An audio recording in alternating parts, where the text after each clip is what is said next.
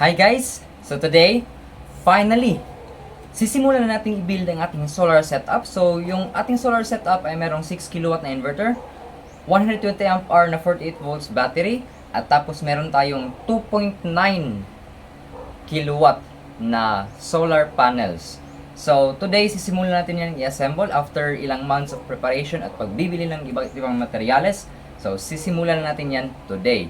So, just to give you an overview, I will flash on the screen yung diagram na gagamitin natin for the connection of our solar setup and also the list of materials na gagamitin natin for today. Alright? So here it is. So heto na nga guys ang complete diagram ng ating 2.9 kW na solar setup. So unang-una, meron tayong apat na 725 watts na Jinko panel. So ang configuration niya ay 2S2P. So tigda dalawang panel na naka-series, tapos ipaparallel natin yan later on dun sa ating inverter. So, ang connection na gamit natin dyan ay 10 gauge na PV cable, twin core. Tapos, nakakonekta yan sa 3-way na T-splitter para sa pang-parallel natin dun sa ating DC SPD. And then, nakakonekta yan sa ating DC isolator switch na merong 50 amps na capability. And then, pagkatapos niyan, nakakonekta din yan sa ating 25 amps na DC breaker.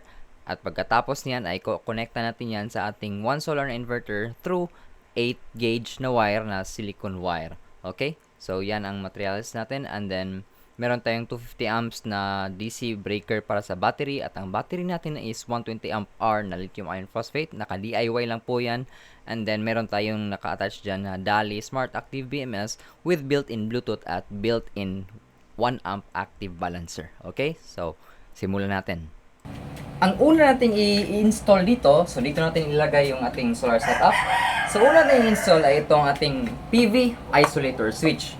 So, as the name itself suggests, PV isolator, siya yung nag-isolate ng power na mula generated sa ating PV panel.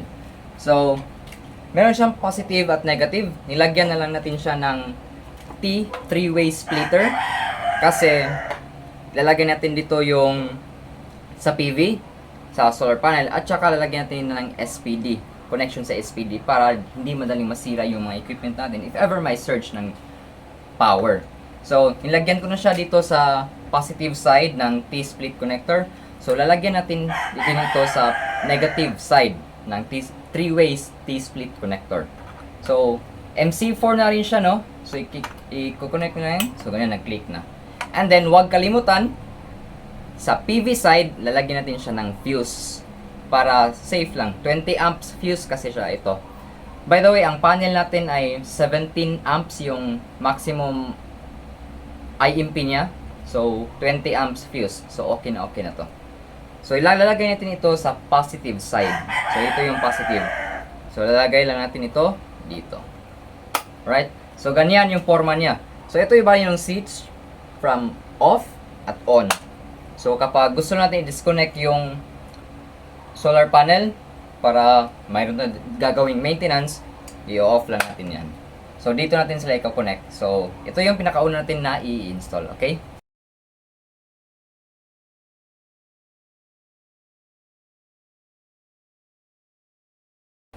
Ngayon na na-install natin yung PV isolator switch, so next natin i-install ay itong DC MCB distribution box. So dito meron tayong apat na component. So you can see meron tayong dalawa na DC miniature circuit breaker, so tig 40 amps sila. Tapos meron tayong dalawang DC SPD para tig isa sila dun sa ating dalawa na PV isolator switch. So tara, let's go, let's install this one.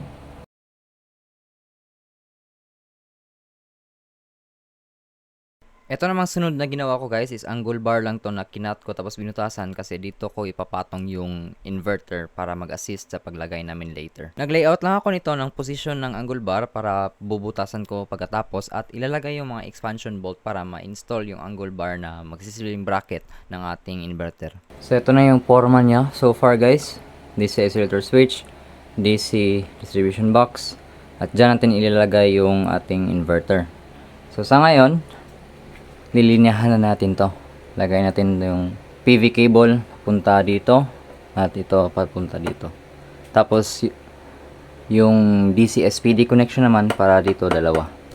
Dito sa dalawang ito. Okay, let's go.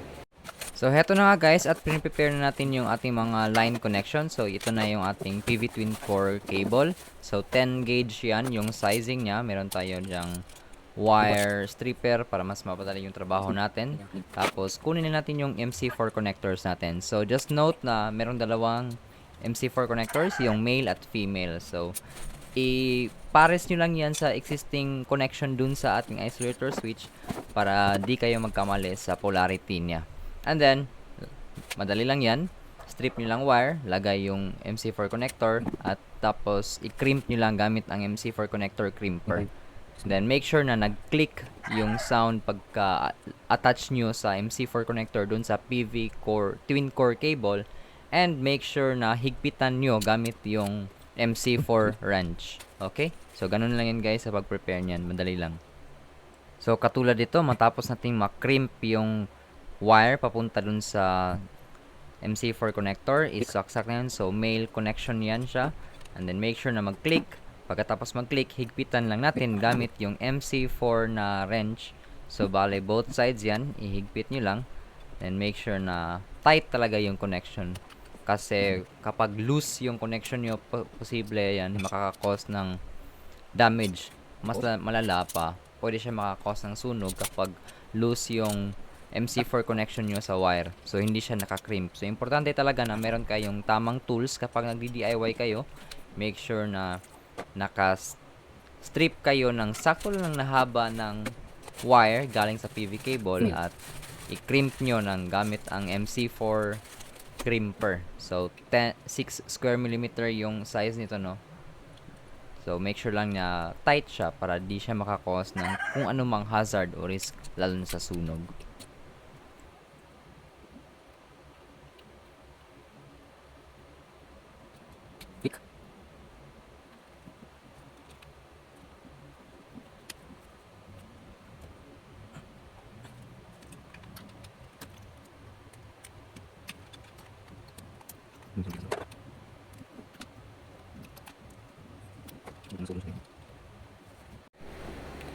So, ito na siya guys.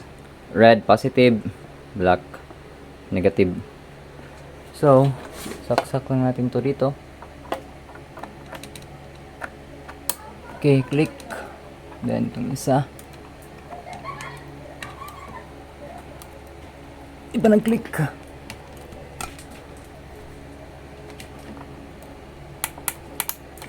Yun. Click. Then, straight na to rito. Punta rito. So, susunod guys, puputo lang tayo ng sakto lang na haba ng wire para galing sa PV isolator switch papunta dun sa ating breaker.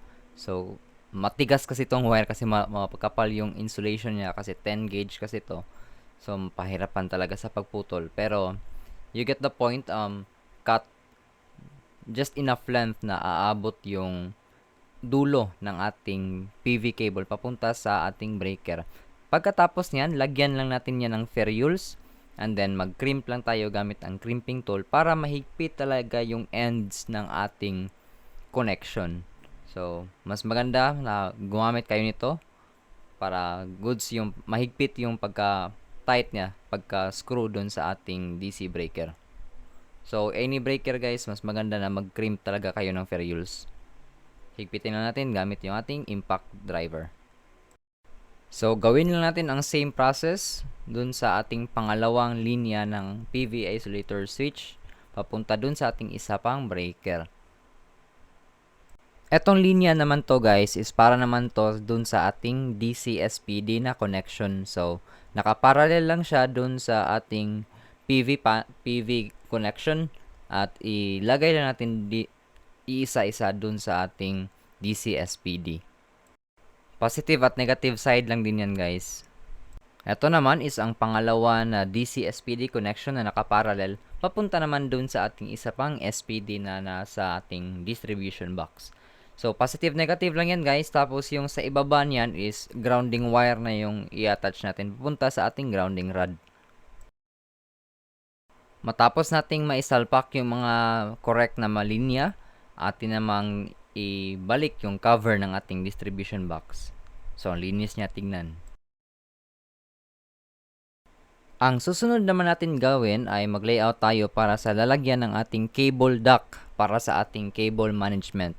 So, galing yan sa ating DC distribution box papunta sa ating inverter. So, binutasan ko lang yan gamit ang rotary hammer drill at nilagyan ng mga tools.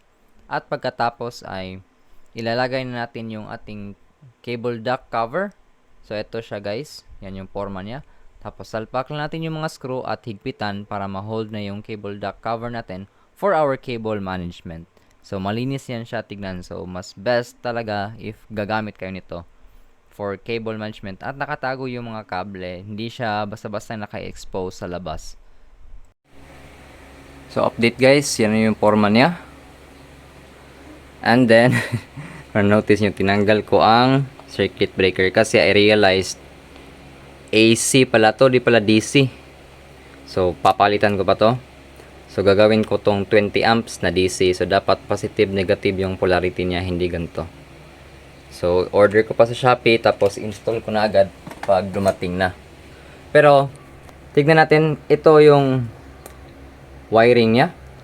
So, nilagyan ko na siya ng label, PV1, PV2. So, isang array ng dalawang panel na ka-series, tapos dalawang panel na ka-series. So, si PV1 papunta rito. Dito siya ilalagay. Tapos, ito naman si PV2. Meron na nakasulat positive, negative. Tapos, i-connect nyo lang yung positive at negative. Tapos, si SPD na naman, or yung DC Surge Protection Device, SPD2. Dito sa PV2, nandun yung connection niya. So, bali, nakaparallel lang siya dun sa panel connection. So, if ever may surges, siya ang magre-receive. At same din si SPD1, siya ang SPD ni PV1. So, yun yung connection niya. So, ganun lang yung pagka-wiring niya, guys. So, sa susunod, ilalagay natin yung inverter dito. And then, yung battery dito. Okay, let's go.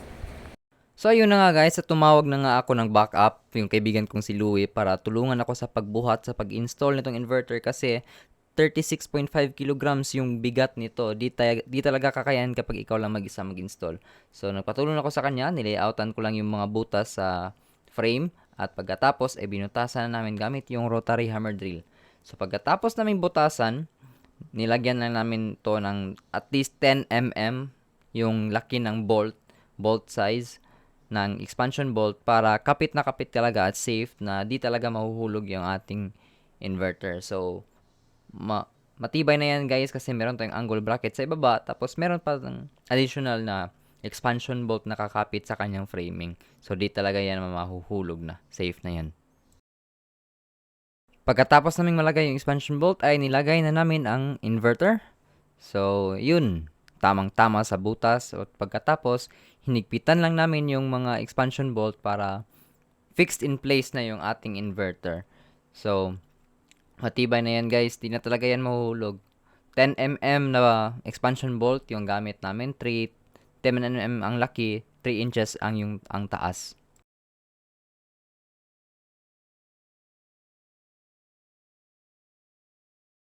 Ang sunod ko naman ginawa guys ay prepare ko na yung battery cable natin na 1 gauge yung kapal or 50 square millimeter. Nag-crimp lang tayo ng terminals para kapit na kapit siya dun sa pagka-connect sa ating breaker at walang loose ends. Pagkatapos ay sinalpak na natin yung ating hinanda na battery cable dun sa ating battery terminals dun sa ating inverter. So black is negative, red is positive.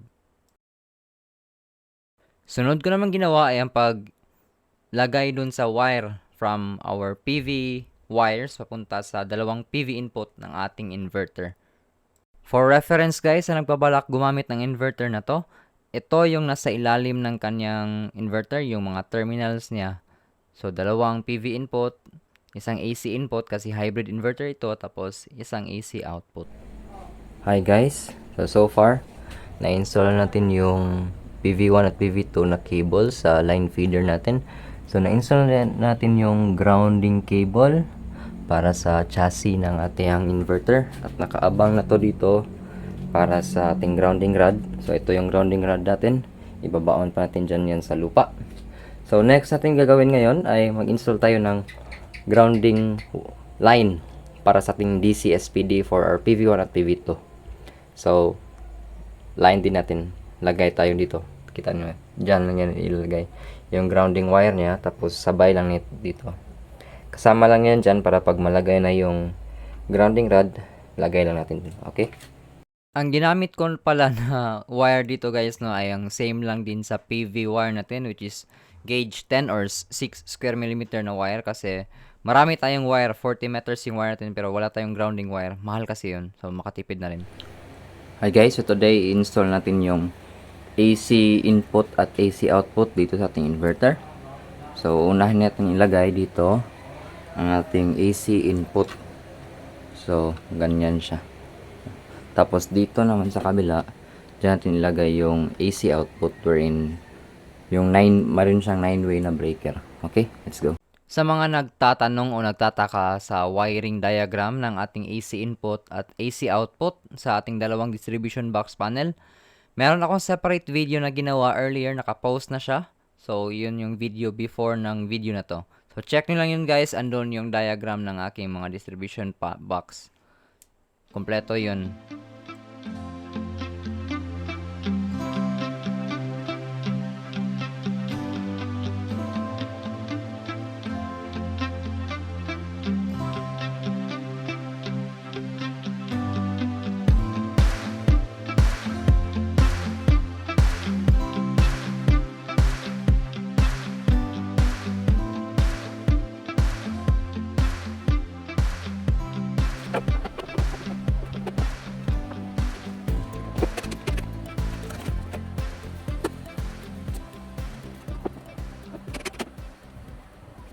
Hi guys, so finally, ito na siya. Complete na ang setup natin. So watch out for the next video para sa ating commissioning nito. To see if gagana ba siya. So ito na yung AC output, AC input, itong DC input.